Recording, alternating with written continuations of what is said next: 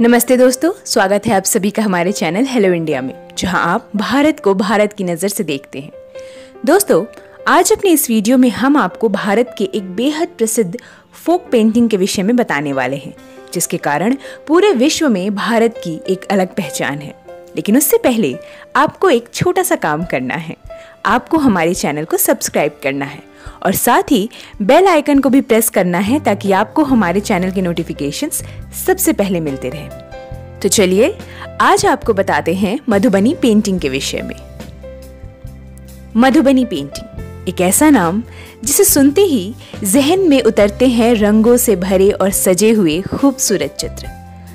वैसे सिर्फ रंग कहना सही नहीं होगा, बल्कि चटकीले रंगों से सजे हुए पारंपरिक चित्र।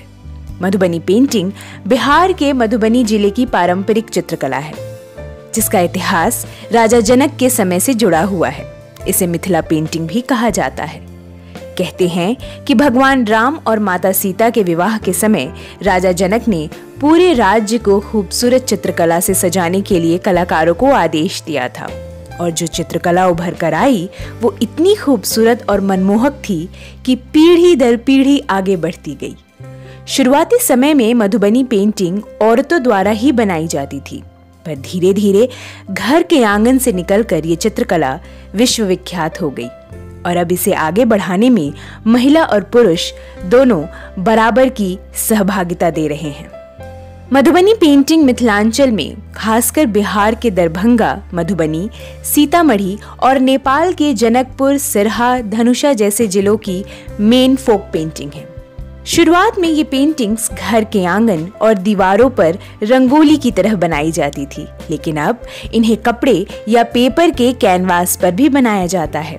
इन चित्रों में हिंदू देवी देवताओं जैसे कि राम, कृष्ण, शिव, दुर्गा, लक्ष्मी, सरस्वती, सूर्य और चंद्रमा, तुलसी के पौधे, राज दरबारों के दृश्य और सामाजिक समारोह को दर्शाया जाता है।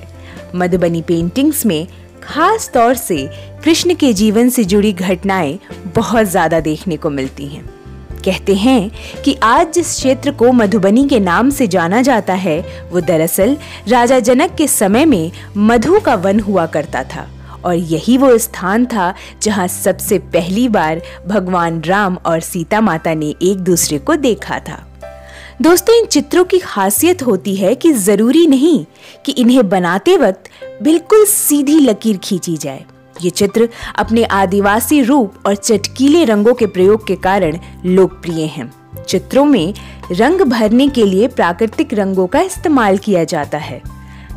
काला रंग काजल और गोबर के मिश्रण से तैयार किया जाता है, तो वहीं पीला रंग हल्दी या पराग या फिर नींबू और बरगद की पत्तियों के दूध से तैयार किया जाता है। लाल रंग कुसुम के फूल के रस या लाल चंदन की लकड़ी से तैयार किया जाता है। हरा रंग कटबेल यानी वुडसेल वृक्ष की पत्तियों से, सफेद रंग चावल के चूर्ण से, संतरी रंग पलाश के फूलों से तैयार किया जाता है, और फिर इन रंगों को बबूल के पेड़ की गोंद और दूध के साथ घोला जाता है ताकि ये अच्छे से चिपक जाएं। वैसे अब धीरे धीरे इनमें आधुनिक रंगों का इस्तेमाल भी किया जाने लगा है, क्योंकि अब इन चित्रों को कैनवास, कागज और कपड़ों पर भी बनाया जाता है। दोस्तों, मधुबनी पेंटिंग्स 5 तरीके की होते हैं: भरनी, कचनी, तांत्रिक, गोदना और कोहबर। मधुबनी पेंटिंग्स को घरों की दीवारों और आंगन की रंगोली के साथ साथ कोहबर में खूब बनाया जाता है। बिहार में कोहबर का अर्थ होता है वो कमरा जिसमें विवाह के बाद नया जोड़ा अपने जीवन की शुरुआत करता है। मान्यता है कि इन पेंटिंग्स में एक भी जगह खाली नहीं बचनी चाहिए, इससे नकारात्मक शक्तियों का प्रकोप बढ़ जाता है।